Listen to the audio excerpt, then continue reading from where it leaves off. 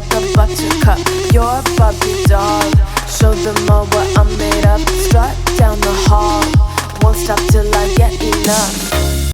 All right, so you wanted the financial lowdown on that Tyson versus Paul fight. Yeah. And let me tell you, the numbers themselves are a knockout. You've got these articles here, like this one from Fortune, Right. that break down how this whole clash of generations became a fascinating case study in like modern boxing economics. It's interesting because the fight really captured like the public's imagination. You know, you've got Tyson, this legend, going up against Paul, who, let's be honest, rose to fame in a totally different world. Yeah, from YouTube pranks to the boxing ring, that's quite a journey. It is. And before the fight, Paul was very vocal about wanting $40 million and a knockout victory. It's key to understanding this whole dynamic here. I think Paul approaches boxing almost like a brand-building exercise. He gets the power of social media and how to create hype, which turns into these big paydays he's after. Yeah.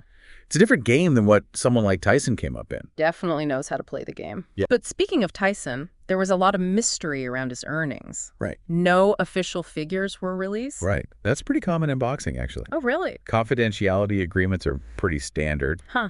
Keep things quiet, add to the intrigue. But it also makes you wonder what kind of deal Tyson actually made, especially when you consider his response to Paul's initial offer of $5 million.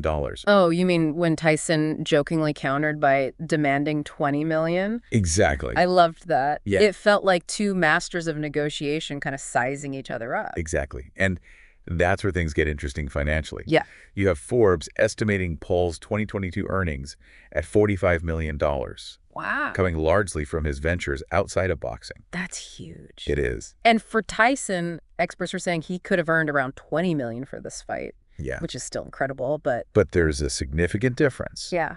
And it shows how these celebrity boxing matches make money differently than traditional fights. Paul's income is tied to his brand, his social media, his ability to turn everything into a spectacle. Yeah, and Tyson, while a legend, is playing in Paul's arena now. It is kind of like their earnings represent these two different worlds of boxing colliding. Yeah. It's a fascinating collision. And speaking of collisions, we can't forget about the record-breaking $17.8 million from ticket sales. Oh, yeah, for sure. Richest boxing gate in history outside of Nevada. Unbelievable. Wild to think about the range of ticket prices. Right. $58 for the cheap seats. Yeah. All the way up to $1,500 for closer views. Right. And then those ringside VIP seats going for $2 million each. And all 375 of those premium seats sold out. Wow.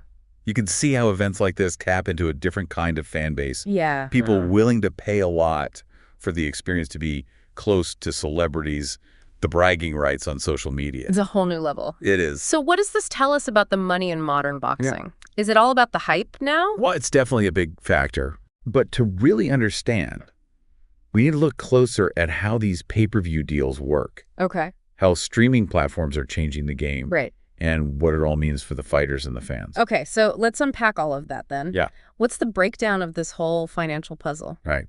Let's start with pay-per-view. The traditional way big boxing events make money. Okay. You got to remember, it's not just one fee the fighters get. Right. There's a whole system of like splits and percentages. Oh, so walk me through it. How does it work? So typically you have the promoter taking a cut. Okay. The network broadcasting, it gets their share. And then what's left over gets split between the fighters based on what they agreed to beforehand. Oh, okay. Like a pie, and the size of each slice depends on your bargaining power. So someone like Paul with his huge social media following. Exactly. He probably has more power to get a bigger slice. Right. He's not just bringing his boxing skills. Yeah. He's bringing a whole audience. Right. And that's super valuable to promoters and networks. Yeah. They know he can bring in viewers who wouldn't normally watch a boxing match.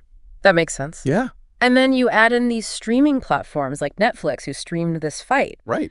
That adds another layer of complexity, right? Absolutely. Streaming is changing the game big time. Yeah. Instead of just pay-per-view, they're putting these fights in their subscription packages, reaching a way bigger audience worldwide. So is this good or bad for boxing?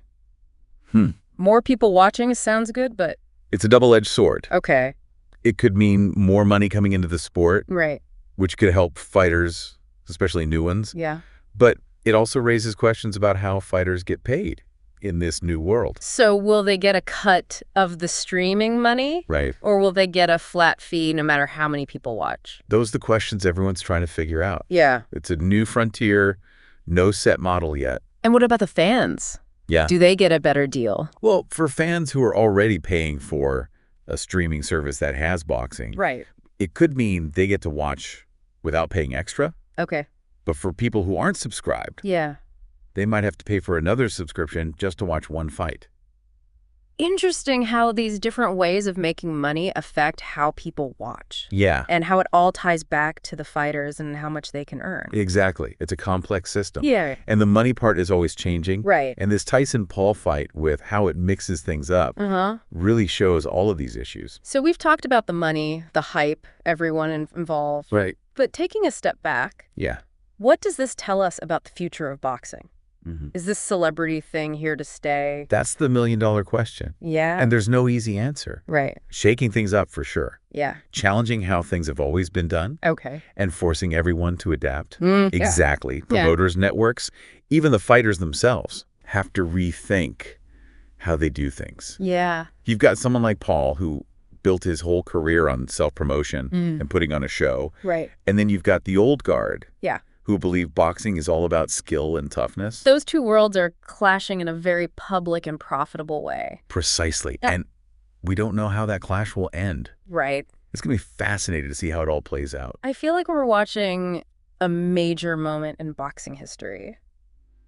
Yeah, it does feel like a really big moment. It does. But if this kind of hybrid boxing is the future, what does that even look like?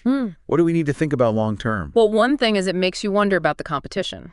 Okay. Will we see a bunch of celebrity fighters, Right. some taking it seriously, some not? Yeah. Will the training and skill level have to change to keep up with this new wave? And could this create a divide in boxing Maybe. with the traditional people on one side Right. and this new entertainment-focused crowd on the other? It's possible, but it's also an opportunity. Okay, how so? Think about it. All this attention and money could help out at the lower levels, Right. funding gyms, supporting up-and-coming fighters who might not get noticed otherwise. That's a good point. It could actually make the sport stronger in ways we don't expect. So maybe instead of seeing it as a bad thing, Yeah, it could be a good change. right. A way to make boxing more popular and exciting for new fans. Totally. There's a lot of potential here. Yeah? But we got to be careful to make sure the sport stays true to itself while going after entertainment and money. Right. Finding that balance is key. For sure. And I think that's something for everyone to consider. Yeah. Whether you're a huge boxing fan or just watching this whole thing from afar. It's a fascinating look at how sports, entertainment, and money are all coming together. Yeah. And it's definitely something worth talking about. So to wrap up, Okay. what's the one thing you want our listener to remember from this whole deep dive? I'd say the biggest thing is that boxing is changing. This Tyson-Paul fight is just one example. There are bigger things happening. Yeah. It's up to all of us to pay attention to these changes, Okay. to ask the hard questions, Right. and to decide what we want the future of boxing to be. I like that. So to our listener, keep those mental fists up. Stay curious, and remember, this conversation doesn't end here. Nope. Now it's your turn to weigh in. Right. What do you think this all means for the future of boxing? Sound me